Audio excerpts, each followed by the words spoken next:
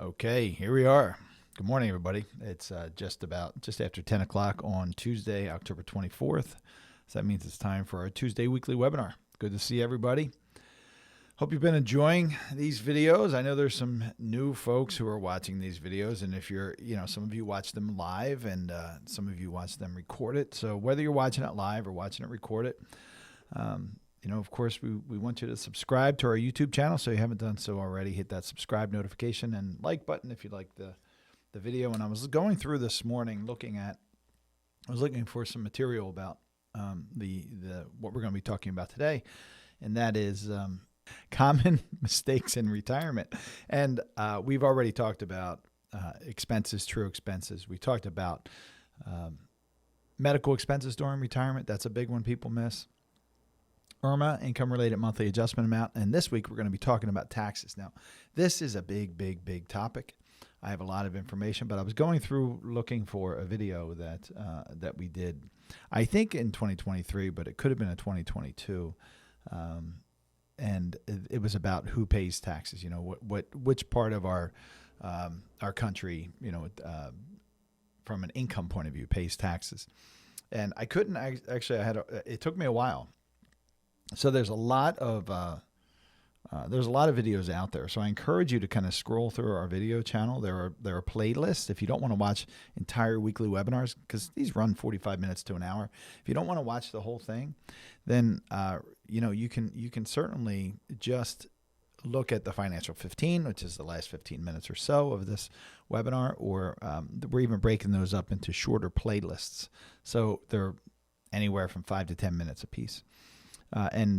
Each topic should be noted in there, and they should be they should have chapters or indexes. So take advantage of it. Give me feedback. Let me know what you think. Let me know what you'd like to hear me talk about.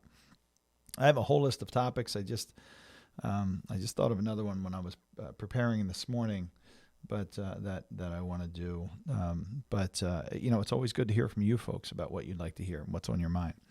So today, as I said, we're going to go through our normal lineup. So we've got some updates from the Ed Slott group. We're going to go through his weekly mailbag and a good report from one of the analysts.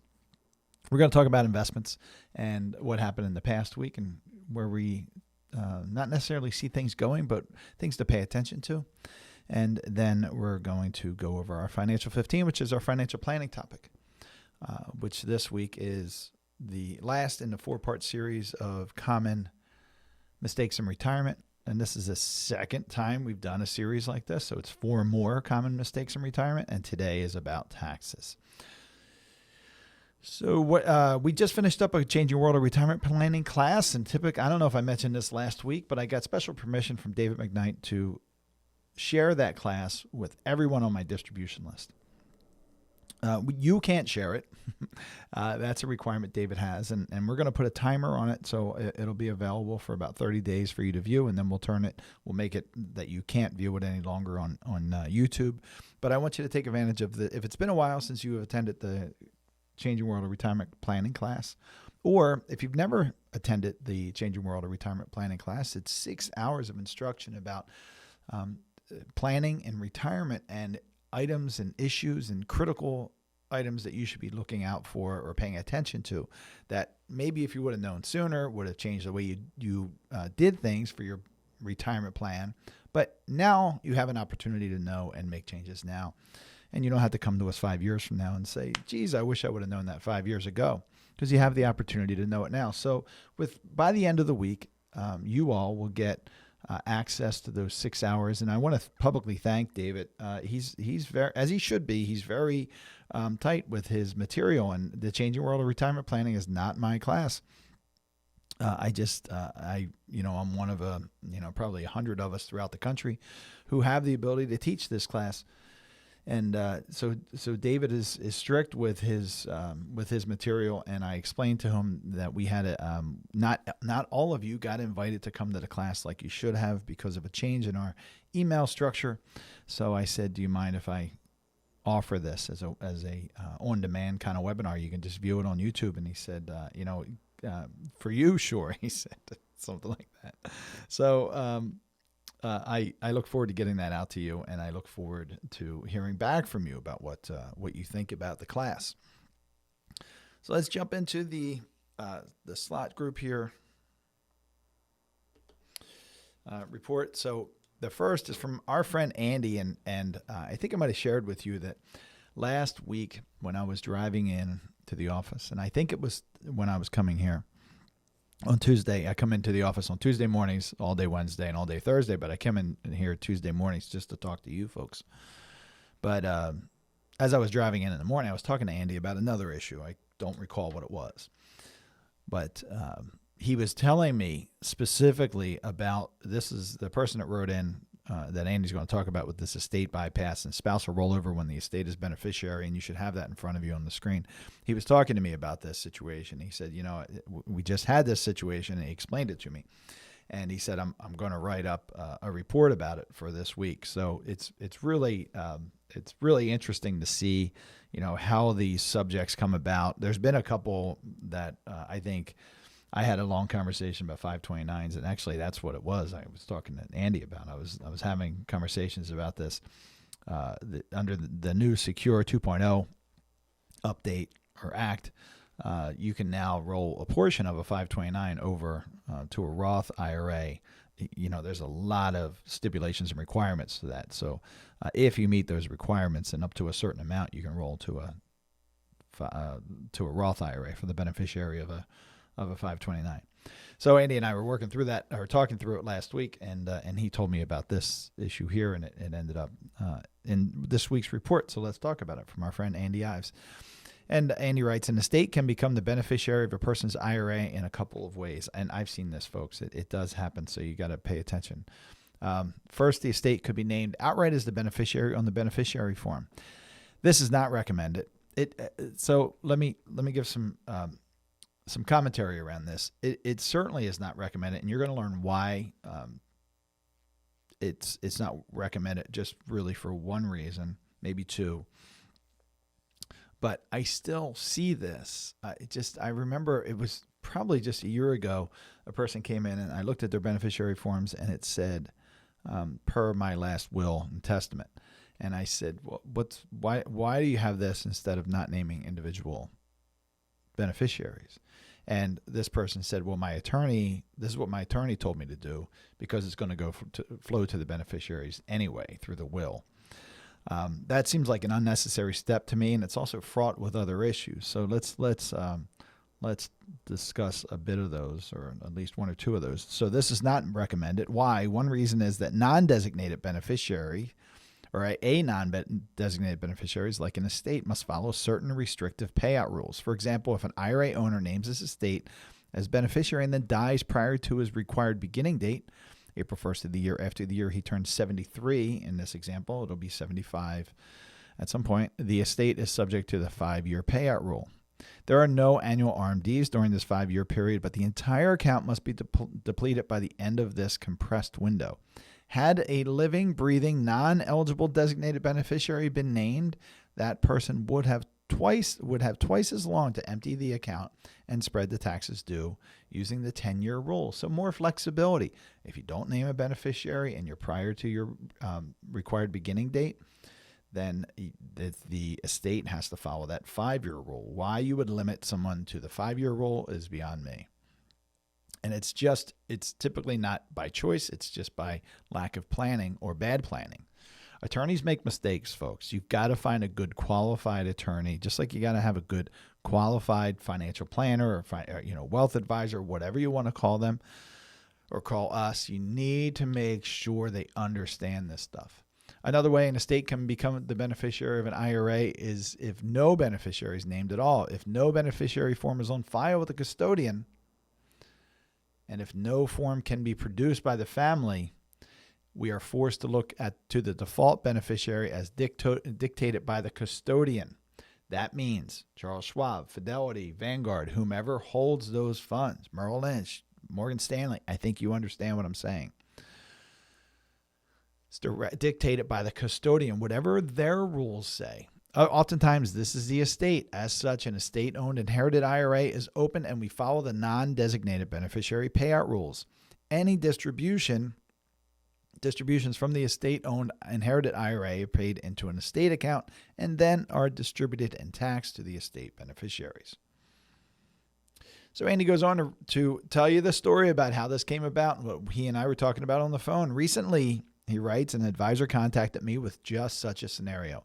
The beneficiary form slipped through the cracks on one of his client's IRAs. Unfortunately, the client passed away before the oversight was identified, even though all the client's other accounts named his surviving spouse as primary beneficiary. This IRA was stuck using the custodian's default beneficiary, his estate. What to do? Is there any recourse that would allow their surviving spouse to simply do a spousal rollover of the IRA assets into her own name? Well, all was not lost. I asked the advisor if the spouse was the sole beneficiary of the estate. If she was, there is historical precedent for allowing a spousal rollover. What historical precedent? A private letter ruling, or PLR. PLRs are IRS decisions specific to a particular scenario. Technically, and please hear this, technically PLRs can only be relied upon by the person who requested the ruling. So it doesn't broadly apply to everybody. But if enough PLRs reach the same conclusion on similar situation, a trend is established. In fact, allowing a spousal rollover when the estate is named as the IRA beneficiary and the spouse is the sole estate beneficiary is one such PLR trend. It doesn't have the same weight as a ruling or a regulation, but I wouldn't rely on it, folks. I wouldn't rely on a private letter ruling or a private letter ruling trend at all. Each of the following PLRs permitted a spousal rollover when either a so let me start over. Each of the following PLRs permitted a spousal rollover when either a workplace retirement plan or an IRA named the estate as the beneficiary. PLR 2014, 33. I'm not going to read them all. So there's 1, 2, 3, 4. It looks like 4 that Andy lists, and you can see them here if you're just listening to me on YouTube and not joining along with us. If you're really interested in the PLR numbers, you can go back to the video, and you can see it there. In fact, another PLR, 2003 43030, was the first ruling that allowed non-spouse beneficiaries to establish their own inherited IRAs when the estate was named. However, while inherited IRAs were permitted and the estate could be closed, the non-spouse beneficiaries were still bound by the payout rules applicable to the state, 5 years. Be aware that these PLRs are not a get-out-of-jail-free card. Don't rely on them. The custodian must allow the transaction to take place, and there are no guarantees they will. Folks, we see this. I was at a family event, not a family event, but a quinceañera. I might be saying that wrong. So a celebration of a young woman who was friends with my daughter, and I had a conversation with a fellow next to me, and you always talk about what you do. And he started telling me this nightmare scenario he was having with his family's estate. And this bank that was so difficult and wouldn't accept, first they wouldn't accept power of attorney documents. They were having they were not accepting certain estate documents. And this happens all the time. So you have to get these things in order. First of all, talk to your brokers, talk to your banks, and make sure you're using their forms before there's an issue. But you can't count on this. Well, there was this PLR, and then even if the IRS may allow it, and it's a big may, but even if there's this PLR trend and they may allow it, you go to your bank or you go to your custodian, and they may say, no, we're not accepting this. They can do that. This custodian must allow the transaction to take place, and there are no guarantees they will. I know of one custodian who has an internal process for such transactions, and they call it an estate bypass. Of course, this whole estate as beneficiary, please let me do a spousal rollover mess, can be avoided if you diligently check and update all beneficiary forms. So that's the simplest thing. You should do this every single year. Check your beneficiary forms. Make sure you got a copy on file And folks, we keep copies on file, of course, for our clients. But isn't it better and isn't it good practice for you to also have a copy on file of your beneficiary forms? That answer is yes. Absolutely. It's just so easy to avoid. All right. Good article from Andy. Andy, if you're listening, I don't think he is, but Andy, if you're listening, thank you very much for that. So the next, this is the Slott mailbag. So the backdoor Roth strategy and spousal beneficiaries, today's Slott report mailbag. And this is by our friend Sarah Brenner. So here's our first question. This person writes, I earn too much money and can't do a Roth IRA. He's talking about contributions. I have heard about the backdoor Roth IRA strategy for those who earn more than the allowable contribution for the Roth IRA, where they contribute to a traditional IRA, then rolled over to a Roth IRA. Can this quote-unquote backdoor analysis be used for the sole proprietor with no employees by contributing to a SEP IRA and then converting to a Roth IRA? Really good question. So, again, we're talking about contributions, not conversions, and you all know, because you're becoming expert in this, that there are contribution limits for IRAs, Roth IRAs, contribution limits for Roth IRAs. They're triggered by your modified adjusted gross income, and it phases out. And that's all determined on the year, of course, when you're hearing this, or and your filing status. So you can find that information if you go to. I'm just going to give you our website. If you go to attleborowealth.com, and if you go into the Slott corner, you can download all those tax forms that you need there. But this backdoor Roth IRA strategy has, I don't know if I can say it's been endorsed by the IRS, but it's gone through the ringer a couple times with tax code changes, and they certainly seem to accept it. So it's a good practice. You've got to be careful, though. There are some requirements, and Sarah doesn't touch on these, but I'm going to just remind you. So her answer is the backdoor Roth IRA strategy is often used by those who have incomes too high to contribute directly to a Roth IRA. With this strategy, a contribution, usually non-deductible, would be made to a traditional IRA and then converted to a Roth IRA. Unlike Roth IRAs, traditional IRAs have no income limits for making contributions. The same strategy could be done with a SEP IRA contribution by a sole proprietor. They say sole proprietor because you've got some requirements if you have employees and you're using a SEP. SEP is the Simplified Employee Pension. The SEP contribution could be made and then converted to a Roth IRA. The individual would need to pay taxes on the converted funds. So some bells should be going off, because this sounds really, really great. But what do you have to be careful of in the backdoor Roth contribution is what's called the pro rata rule. So I have a whole video on that. I'll link that to the description, or in the description of the YouTube description. So we'll find that video and link it to the YouTube description, so you have that for backdoor Roth contributions. But the pro rata rule says that if you have any money in any IRA, that money has to be calculated, and only a percentage of what you convert to the Roth IRA using this backdoor method will be not taxable. So the rest of it, the other rest of that percentage, will be considered a conversion of the pre-tax money in the traditional IRA, just to put things simply. So the next question. My spouse died last month, and she has a Roth IRA. I've read that I can combine it with my own Roth IRA. Could my credit union do a regular distribution and then roll the money over into my Roth IRA? Sarah writes, our condolences on the death of your spouse. As a spouse beneficiary, you can do a spousal rollover and combine her Roth IRA funds with yours. The transaction can be done in a couple different ways. While a 60-day rollover would be possible, it would likely be easier to have your credit union assist you in doing a direct transfer from the Roth IRA you inherited from your wife to your own Roth IRA. So basically, Sarah's saying, yes, you can do that because you're a spouse. You can do it a couple different ways. As a spouse, you can do the 60-day rollover, but nobody would recommend that. 60-day rollovers, when you take a distribution in your name, you can deposit it into another account or wherever you like it, and within 60 days, you deposit it to the Roth IRA. You don't want to do that. There's no reason to do that. Just do what's called a direct transfer from, if that's what you want to do, from your spouse's IRA that you inherited to your own Roth IRA. So we're talking about Roth IRAs here.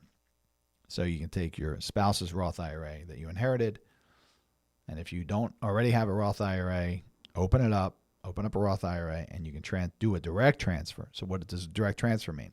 It's not made out to you individually. It's made out to the custodian. So again, Charles Schwab, Vanguard, Fidelity, Merrill Lynch, Morgan Stanley, whomever your custodian is, made out to the custodian for the benefit of you. So it can't be cashed anyplace else, even if the check gets misplaced or something like that. It's no big deal because there's no 60-day clock. You don't want to misplace a check, but I mean, you're not tied to that 60-day rule when you're doing a direct transfer. All right, good stuff from the Slott Group. Now let's talk about the markets. So I'm going to go right to the charts. So this is for the week ending October 20th. So the Dow Jones was down just over 1.5%. The S&P 500 was down 2.38%. The NASDAQ was down 3.16%. So let's just pause there. They're the most popular indexes or indices.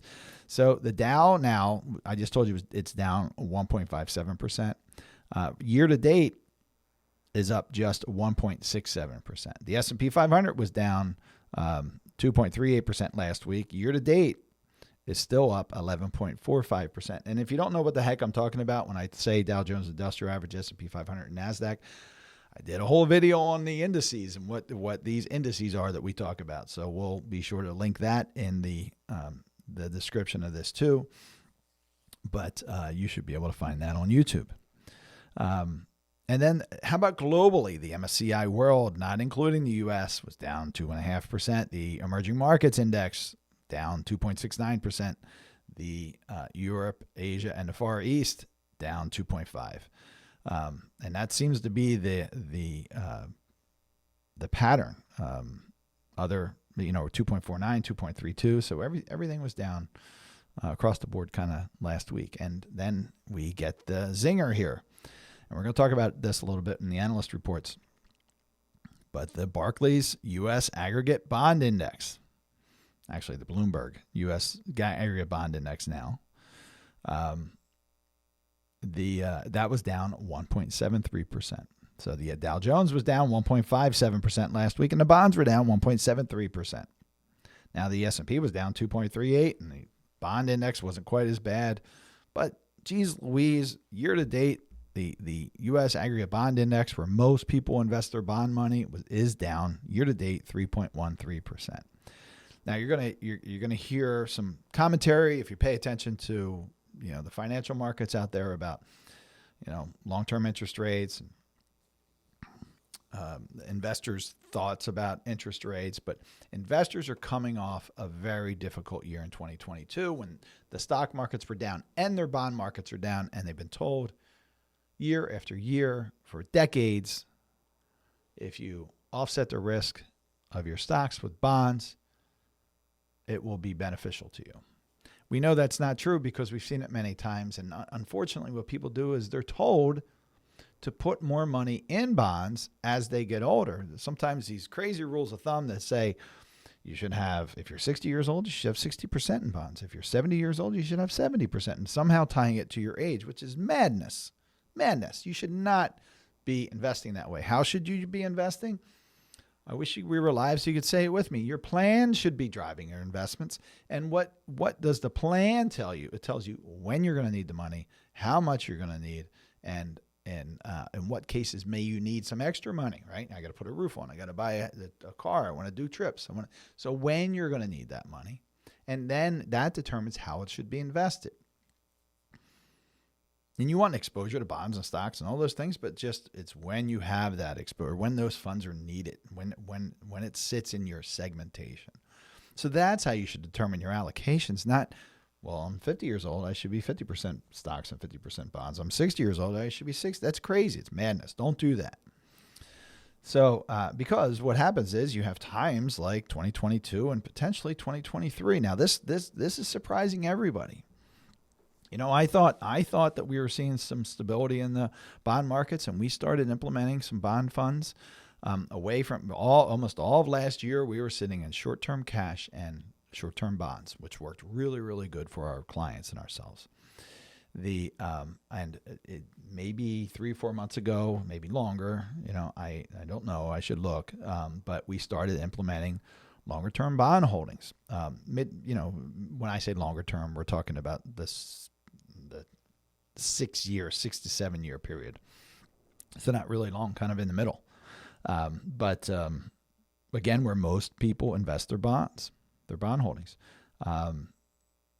And we're seeing declines in those bond holdings. Now, we've got it, because of the way it's segmented, we know that we're not going to need those funds for at least 7, 8, 9 years. So I'm very comfortable seeing that volatility, even though I don't like it. I'm comfortable with it. But many, many investors are, you get burned and you don't want to get burned again. Because why? You count on that money. You need it. And you need to be able to you withdraw it when you need it and not have your bond holdings being down significantly.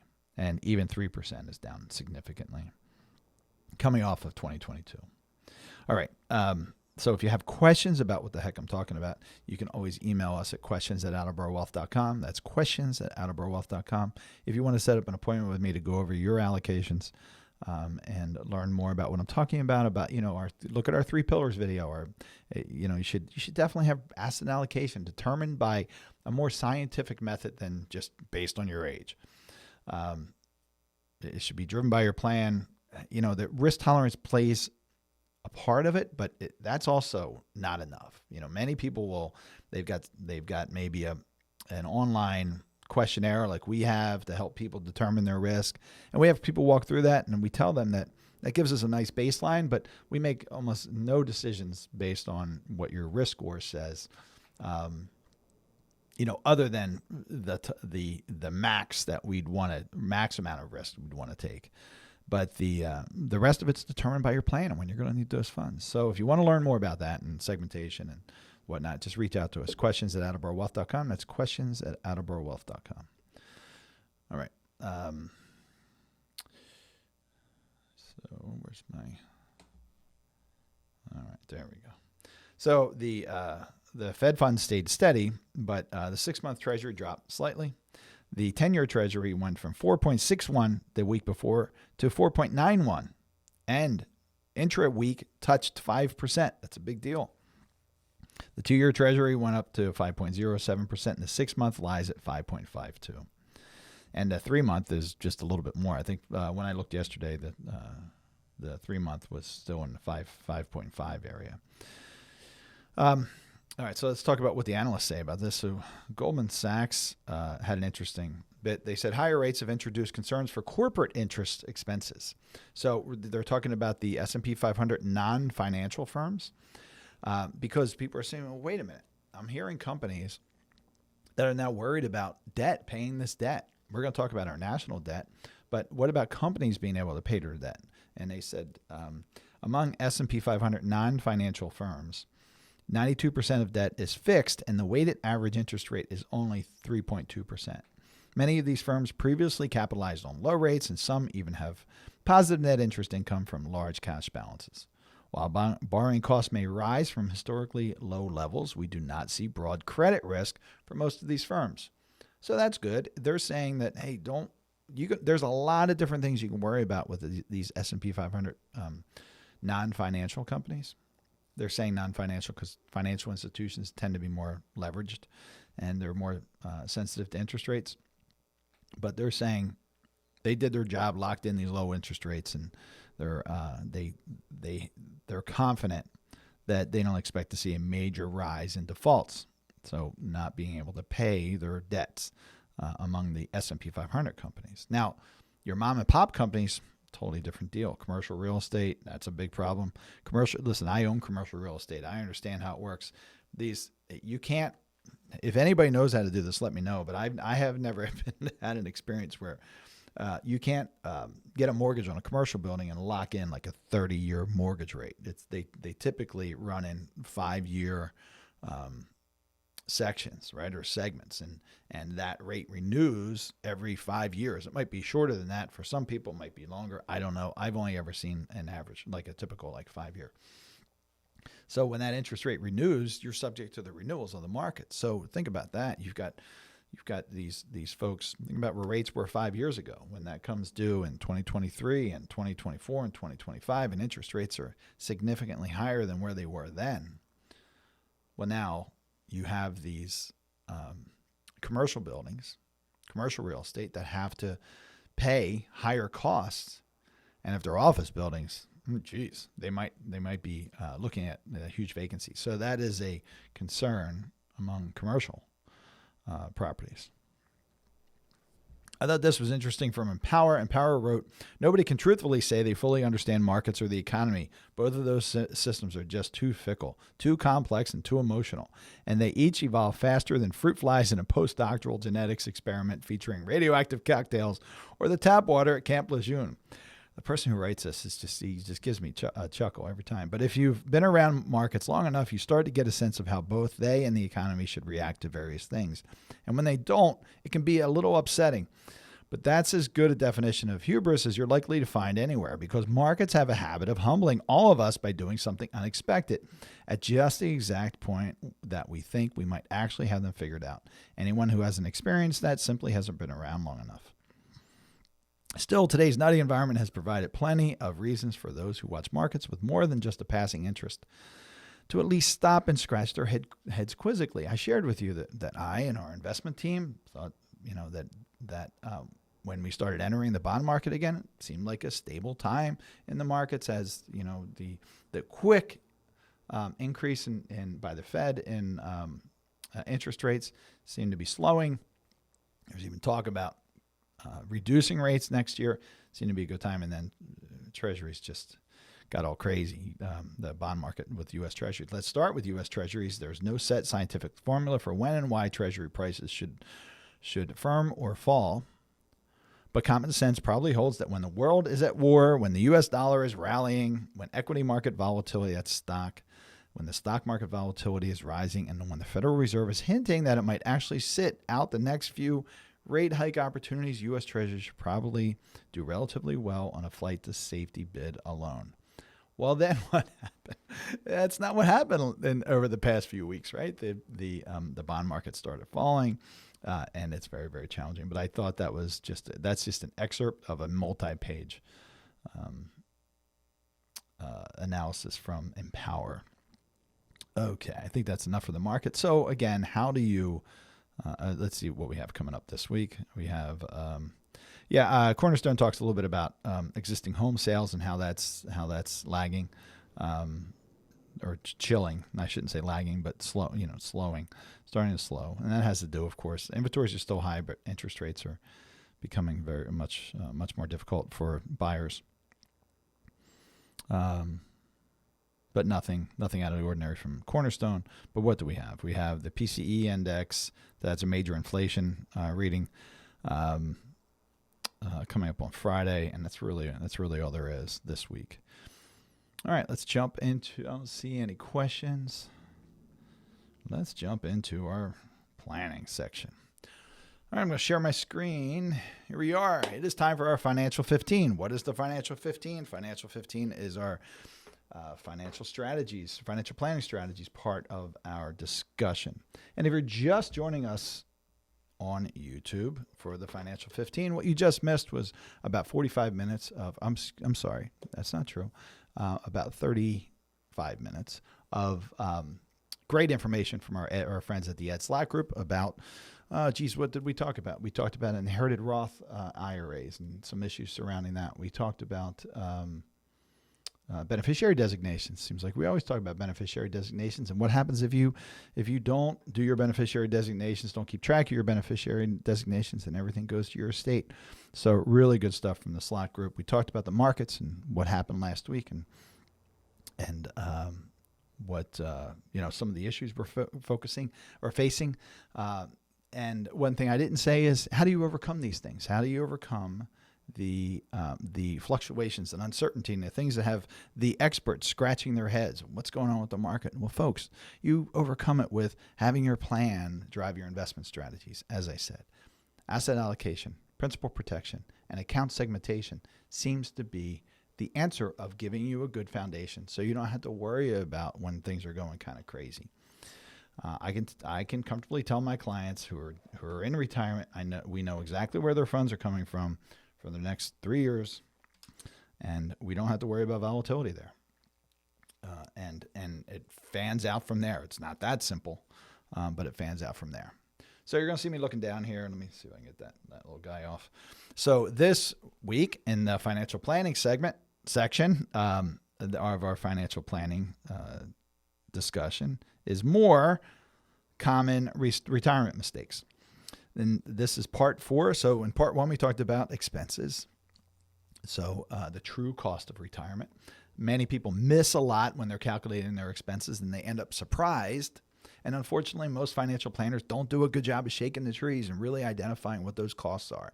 I see it all the time. People come to me and they say, I've been working with my financial advisor, financial planner for the last 25 years. He says, everything's going to be great. I'm going to have $25 million by the time I'm no longer here. And I say, well, how much are you wanting to spend every year during retirement? They say $7,000 a month. And when we go through the financial planning process, it looks more like $10,000 or $11,000 a month. And if you don't think that could have an impact on your retirement, you're absolutely crazy. So the true cost of retirement is something you have to work on, and you have to review it every single year. Part 2, a couple weeks ago, we talked about the medical costs after retirement and what those medical costs are. And Medicare tells us that the average healthy individual pays about $5,800 to $6,000 per year in out-of-pocket expenses that most people aren't planning on. And if you're not healthy, well, of course, it's going to be more. And that's per individual. So a married couple, you could be looking at $12,000 a year of expenses that you just may not be planning for. And Medicare tells us that inflates at 5% a year. Last week, we talked about IRMA, the dreaded Aunt Irma. That is income-related monthly adjustment amount. And we saw the impact that IRMA can have on your retirement plan. It can be hundreds of dollars every month for both people who are on Medicare, and that can get really add up over time. And this week, we're going to talk about taxes, so let's dive into it. And if you're just joining us for the Financial 15 and you haven't already, hit the subscribe, like, and notification button. I would appreciate that. So what causes tax in retirement? First is myths and misconceptions. So what are the big myths and misconceptions? These critical facts that maybe if you knew things beforehand that you would have done things differently during your retirement planning years, maybe 30, 40 years of your working years that you've been saving. But now you have an opportunity to learn it and make some changes. But these myths are, I'm going to be in a lower tax bracket in retirement. Folks, I guess, what is it? It's 2023. So this is my 22nd year in doing this. I've been focusing on tax-efficient planning since 2012. So that gives me 11 years. I've just in that area, I've witnessed few people who come into retirement spending less money than they did during their working years. Typically, they spend more. And you're losing your deductions. You have only your standard deduction. You have your kids aren't in your house. You probably don't have a mortgage, and if you do, you're only you're paying a lot of principal. You don't even get that mortgage deduction, or it's not even if you got your standard deduction, you don't benefit from that mortgage deduction at all. Most people, as they're nearing retirement, only have their standard deduction. And if you need to know what I mean by that, you can contact me at questions@attleborowealth.com. That's questions@attleborowealth.com. So myths and misconceptions. The first is I'm going to be in a lower tax bracket. Well, it's just not the case for most people, just as things are today. So with that idea, people are told, well, if you're going to be in a lower tax bracket in retirement, then the best thing to do is save in tax-deferred investments. That is, you don't pay tax now, you pay it later. Well, the problem is later is probably going to be worse. We're in a very, very low tax environment right now. We're under what's called the Tax Cuts and Jobs Act. This is the 2023 tax planning chart. You can download this from our website, attleborowealth.com. That's attleborowealth.com. And I'm going to just throw it up there for a second. That's attleborowealth.com. And you can download this chart as well as other charts, and you can see exactly where tax rates lie today. And what we're dealing with today, these, from 10 to 37%, and these are the income levels. You've seen me go through this about 1 million times. This is all under the Tax Cuts and Jobs Act, and that expires 12/31/2025. and it reverts back to 2017 tax rates plus inflation adjustments. So what does that mean? That was to get Congress to accept these tax cuts or these tax changes. They said that's fine, but there has to be an expiration on that. The expiration is 12/31/2025. It automatically reverts back to the rules, most of the rules of 2017, but certainly the marginal tax brackets. And most importantly, it's not just these percentage rates, but it's these income rates that are going to be greatly adjusted. So I'm circling married filing jointly, but you got to pay attention to single here. So we're in a very, very low tax environment, and it's likely to be much, much different in the future, and not just because of the scheduled conclusion or sunset of the Tax Cuts and Jobs Act, but because of some other things that we're going to talk about. So what causes tax and retirement myths and misconceptions? You're not ready for it. You're thinking, okay, I'm going to be maybe 10% or 12% or 15% in tax. We've done the math. I'm very, very fortunate to work in a group of very, very smart individuals in both the Ed Slott Master Elite Group. I also serve on Ed's board of advisors, and I'm part of David McKnight's, what does he call it? Mastermind group. So David he's got the Power Zero group, and I'm obviously part of the Power Zero Elite Advisor group, but I'm part of Dave's Mastermind group, I think is what he calls it. But just like with Ed, we help Dave make decisions about his organization. But we're convinced that by about 2030, and I'm going to show you why, your average middle-class American is going to be in about the 40 to 45% effective tax rate.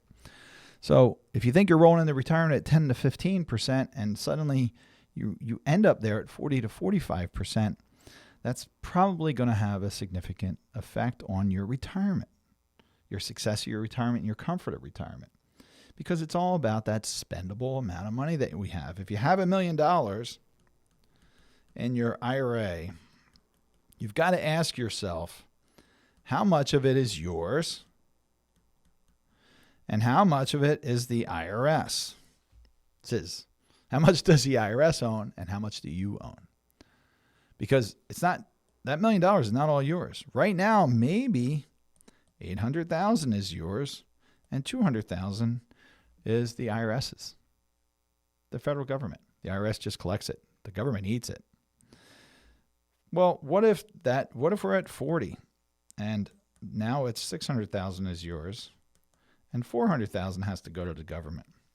Folks, this is a real life scenario. And if you're fortunate enough to have more than $1 million, if you're $3 million or $5 million in your IRA, you're much more likely to plus this. Maybe you're at a 50% effective tax rate, because you got to start taking money out of your IRA at some point, and you're going to take it out for spending needs. Most people have most of their money in their traditional IRAs, traditional 401ks. That's where you've been spending because that's what you've been told.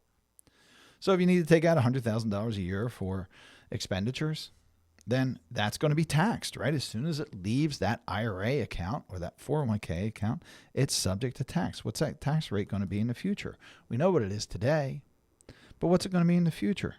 Even if it's not, what if I'm completely wrong? What if the folks who focus on this and study this and specialize in it are commonly asked by publications like Forbes, the Wall Street Journal, CNBC about our thoughts on this? What if we're completely wrong? And your brother, uncle, friend, whomever says, they don't understand it. They're wrong. You're gonna be in lower tax environment. Well, what if they're wrong and we're right? But what if we're wrong and you end up only at 30%? What if taxes for you only increase to 30% and you don't hit the 40 to 45%? And you need $100,000 a year. Well, you're netting out $70,000, right? When you were planning on maybe netting $80,000 at a 20% tax rate. And God forbid you were somehow thinking 10%, and you were looking forward to $90,000, and now suddenly you're at $70,000. Do you think that's going to change your comfort and your longevity of your retirement? I mean, your retirement's going to be where your retirement's going to be. You're going to be in retirement as long as you live, unless you got to go back to work. And that's not good. And it's more challenging as you get older, of course. But you're going to have these spending needs. And then even if you don't need the whole 100,000, the IRS is going to tell you exactly what amount you must need. Currently today, at age 73, it triggers your required minimum distribution. So you have a required beginning date. Andy, I've talked about that. It's April 1st of the year following the year you turn 73 right now. And the IRS tells you exactly how much you have to take out of your IRAs and 401ks. And it's based on a table. Of course, you can find that table on attleborowealth.com. Go to the resources tab and to go to the slot corner, and it's all under there because these are Ed Slott's tables. That orange table I just shared with you is an Ed Slott table. But at age 73, if you had $1 million, you'd have to take out about, I think it's $37,000. Now, you may not need that whole amount, but if you don't take it, you're subject to a 25% penalty, and that's actually been lowered. And if you take care of that in a timely manner, that can be reduced to a 10% penalty, but it's still a penalty nonetheless, and it stinks. So the IRS tells you exactly how much you have to take, and if you don't take it, you're penalized, and you must take it. You just have to take it.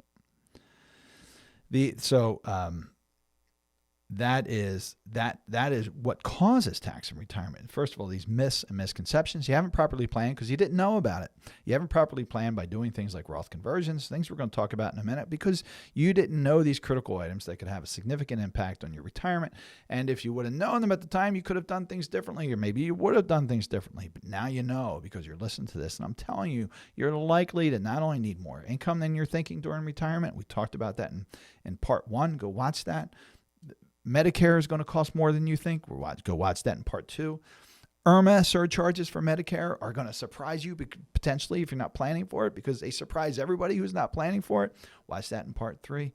And then your taxes are likely to be higher than you're expecting, and much, much higher. Some people legitimately think because they've been told they're going to be in a lower tax bracket, and we're today in some of the lowest taxes we've ever seen in history. Certainly during our lifetimes, they say, well, geez, if I'm paying 20% effective tax rate now, and all these, my 401k provider and my traditional financial advisor who hasn't really learned about tax efficient planning, and by the way, who's not allowed to talk about taxes, don't get me on that soapbox. These big firms, they have a big disclosure that says we do not give tax advice. Folks, taxes are going to be one of the largest expenses during your lifetime. Even if they stayed where they are today, it's going to be one of your largest expenses during your lifetime. The fact that these large firms just put out their hands and say, we're not going to talk about it, madness, complete madness. So, where was I? So if you think that if you're in the 15% or 20% effective rate and you think, well, I'm retired, everybody's telling me I'm going to be in a lower tax bracket, and you're thinking in your mind 10%, you're in for a world of hurt when you are just there in retirement. And if you don't plan for it, if you don't identify these critical items, and now that you know, make changes, you're going to be at a point when it's just too late to make changes, or it's going to be much harder to make changes. All right, so what are those tax risks? Some of these tax risks. And this is another one. Married versus single. I spoke to, coming out of the class last week or 2 weeks ago, everybody who attends class has an opportunity to have a 50-minute appointment with me to go over questions they have and whatnot, and maybe map out a strategy.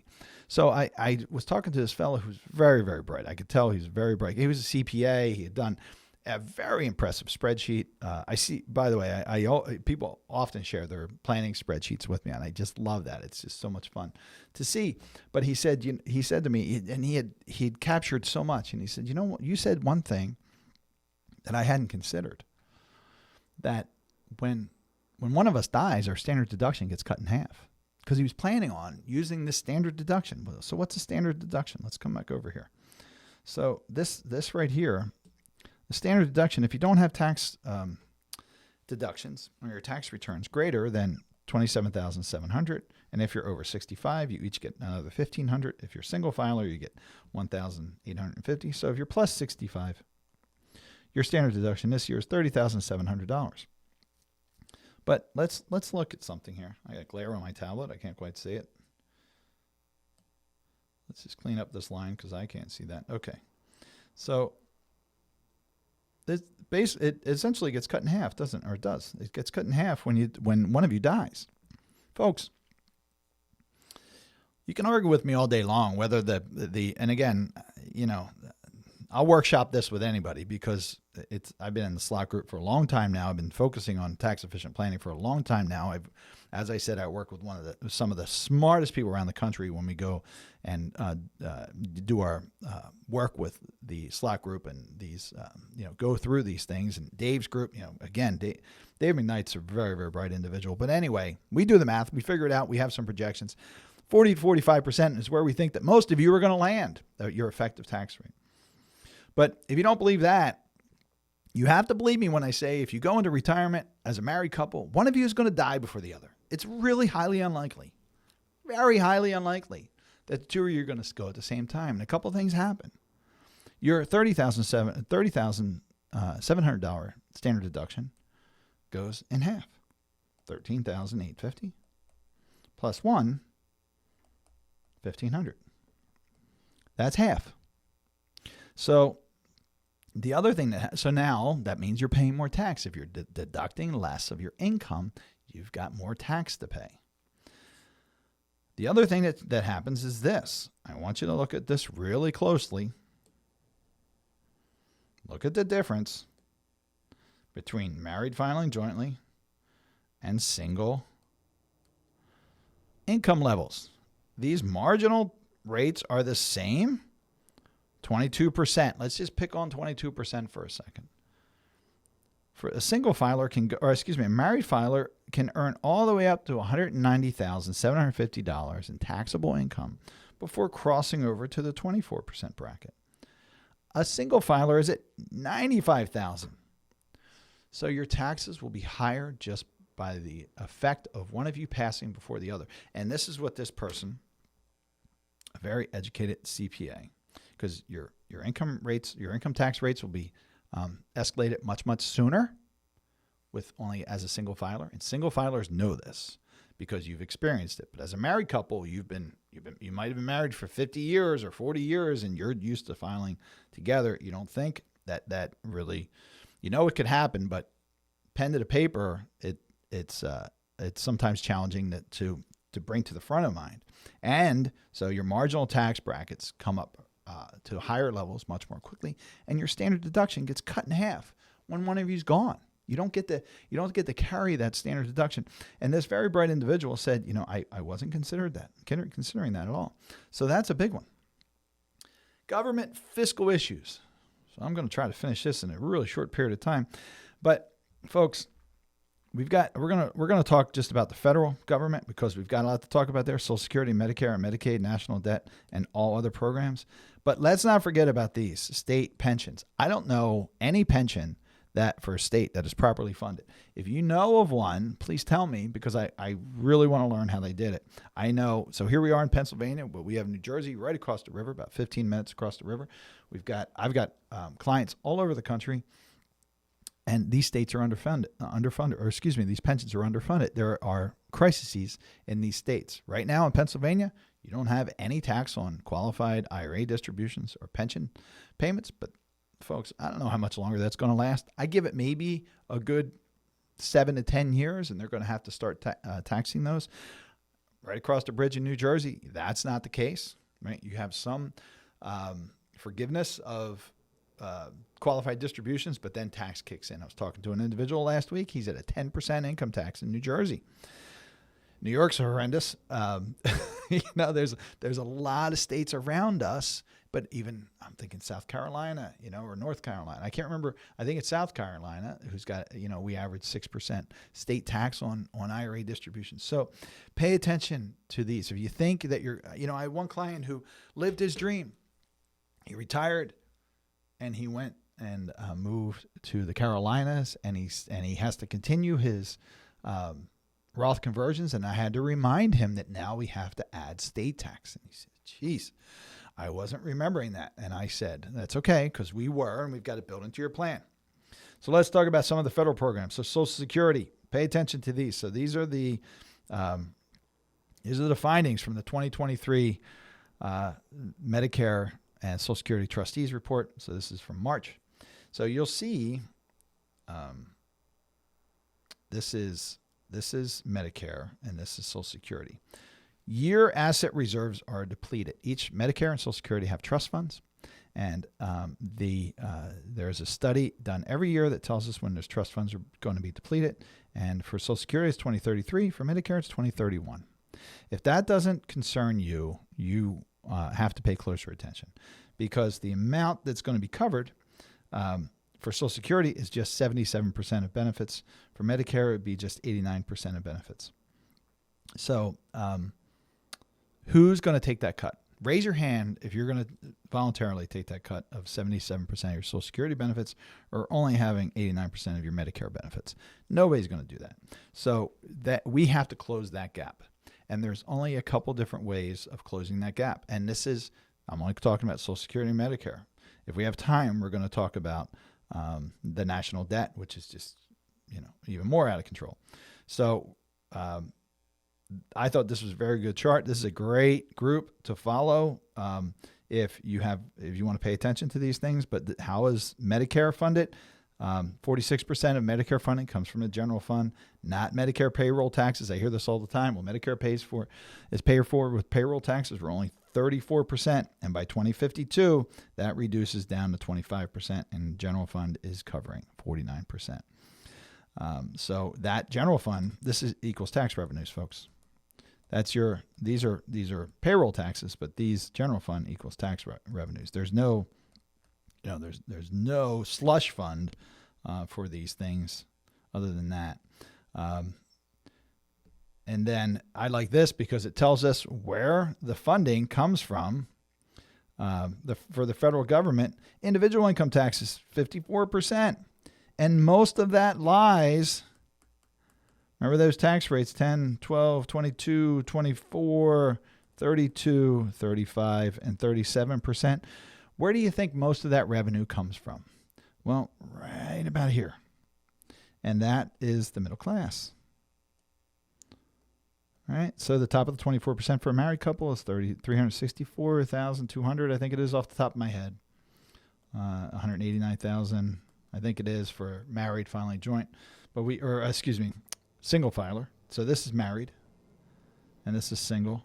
But I'm not going to, they may not be the exact numbers. You can look at on the website and see what they are. But and then we got to talk about national debt just quickly, right? So we got Social Security, Medicare, and the national debt. I know we're going a little over. So this is a snapshot of where the national debt was at about 8 o'clock or 7 o'clock this morning. $33 trillion. $33 trillion. We're going to show how much it grew, but these were the Congressional Budget Office May 2020 second projections for the cost of the interest, because we owe interest on that debt of $33 trillion, and it grows substantially. Last year, the Congressional Budget Office, this was their 10-year interest projection.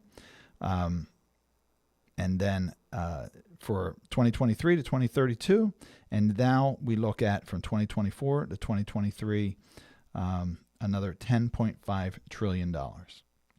Folks, it's unmanageable. And that's what the fiscal reports have said, that if the current direction of the federal government continues, that it is unmanageable. So here we are with that $33 trillion in total debt, and you can see how it's increased dramatically, even in the last decade. Look at that.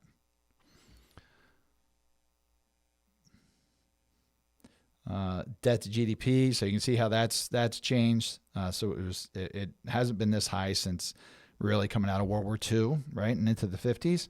But you can see how it's waned, and it just continues to increase. I thought this was interesting. So where debt is held, government bonds are held, like when the federal government issues bonds, who's buying them? So look at the larger portion here, debt held by the public, the 26.3 trillion this in 2023, and rather than intergovernmental holdings at 6 point. So we own most of the debt. And then our interest rates, average interest rate today 2.23%. But as we've been talking about, these interest rates continue to climb, and that's why the debt gets out of control. Or the debt payments get out of control. So who does this fall to? It falls to us, folks. It falls to the tax that we have to pay for the amount of money we have in that tax deferred account. It also will fall to our heirs. So what are the solutions for this? Don't rely on future tax rates to be lower for you when all the evidence shows that they're going to be much, much higher. There's going to be a crossroads, probably close to 2030, where the government says we are in a crisis mode. We need to increase taxes, and it can't just be on those making $400,000 or more. The math does not work. That is not a political statement. That's a math statement. So what are your solutions? Well, Roth contributions. If you're able to contribute to Roth IRAs and Roth 401ks, take advantage of that. Consider taking advantage of that. Roth conversions. Remember, there are no income limitations on Roth conversions. There are no conversion limitations. I hear this all the time. This is another myth. If you have money in your tax deferred bucket, the IRS allows us carte blanche on what we can move, tax advantaged, and we're talking about Roth. We can move conversions as much as we want and as often as we want over however many years of your schedule works for you. All you have to determine is the amount of tax you want to pay. And yes, if you have $1 million sitting here and you do $100,000 in conversion, then you can determine how much that's going to raise your tax rate up into those marginal tax brackets and what tax you're going to pay, instead of ending up in the I don't know tax rate. The I don't know tax rate comes anytime after today, frankly. So consider Roth contributions, Roth conversions. These are the solutions. Look at cash value life insurance or life insurance retirement plans, because it's not just about the tax deferred bucket. It's also about this taxable bucket. So if you have too much money in this taxable bucket, you're going to get dividends and interest and short-term capital gains and long-term capital gains. So you want to shift that money over to the tax advantage bucket as well. You can only do so much with Roth conversions, and these preferable capital gains rates, I think, are going to be in the target way before marginal income tax rates. So those preferable capital gains rates are going to increase dramatically as well, in my opinion. So you can shift those over. So you can only put so much as far as contributions. You can't convert taxable money, right? Your money in your taxable bucket to Roth. You can contribute and bring it down a bit that way, but you can shift an unlimited amount of money really into cash value of life insurance or LERPs, but you have to qualify. So look at those. The other thing people miss is gifting to charities or heirs during their lifetime. So I was talking to a new client, and he gives, I think it's $35,000-$40,000 a year to his daughter every year. And I said, how are you doing that? And he's taking money out of his investment accounts, liquidating them, and then sending the money to his daughter. And I said, well, what if instead of liquidating those positions that you hold and you pay capital gains on, your daughter, because she has a much lower income, her capital gains rate could actually be zero. So she could actually pay zero tax on that. So instead of liquidating the position and gifting cash, he could gift the stock, and then she could liquidate it and then pay a much lower tax rate, or maybe even zero. I mean, capital gains tax rates are 0, 15, and 20. You have to pay attention also to the 3.8% potential surcharge up over certain income levels. But if she could fall in at 0, well, folks, no kidding, 0 is better than 15 or 20%, isn't it? Yeah. So look at strategies like that. So I know we've gone over a little bit. It's 11:06. It's a lot of information when you talk about tax. I could probably break this down to about 4 different segments, but I hope you're getting the idea. You got to pay attention. You got to take these critical items. Your real expenses, shake out those projected expenses in retirement. That was part 1. Medical expenses, pay attention to these things. Don't be surprised by them. That was part 2. IRMA, income-related monthly adjustment amount. That's not going away. I'm certain that's going to get worse. You can plan around these things. You can solve these problems now if you do proper planning. Identify these critical items. And last, our fourth part of today, taxes. You absolutely have no control of this when you get there, but you have a ton of control on it now. Now, and in the time while you're still, maybe even while you're still working or early in your retirement, but certainly the time that you're still on this planet, you have control over it. There's going to be a point where I'm going to be out of the Roth conversion business probably because taxes are going to be so high. I don't know. And I don't know when that comes, but it's not today. And I don't think it's the next 5 years or so. All right. So if you want to, we've said a lot. I appreciate you all being here. If you have questions for me, you can email us at questions@attleborowealth.com, questions@attleborowealth.com. Once again, that's questions@attleborowealth.com. So you can ask questions or schedule time. If you're a client and you need to schedule time, reach out to us. Let us know. You can call us, whichever works for you. Visit our website at attleborowealth.com. If there's a lot of videos on there, there's a whole resources page. Take advantage of it. That will eventually change over. I'm hoping that's done soon. But we have a whole new website that's being developed for these videos and coursework, and you're going to be able to work through things like this. So I'm excited about that. I hope you appreciate these webinars. Let me know. Send me some feedback. Let me know what your thoughts are if you want to hear something in particular. And other than that, I'll see you next Tuesday, and I hope you have a great week. Take care.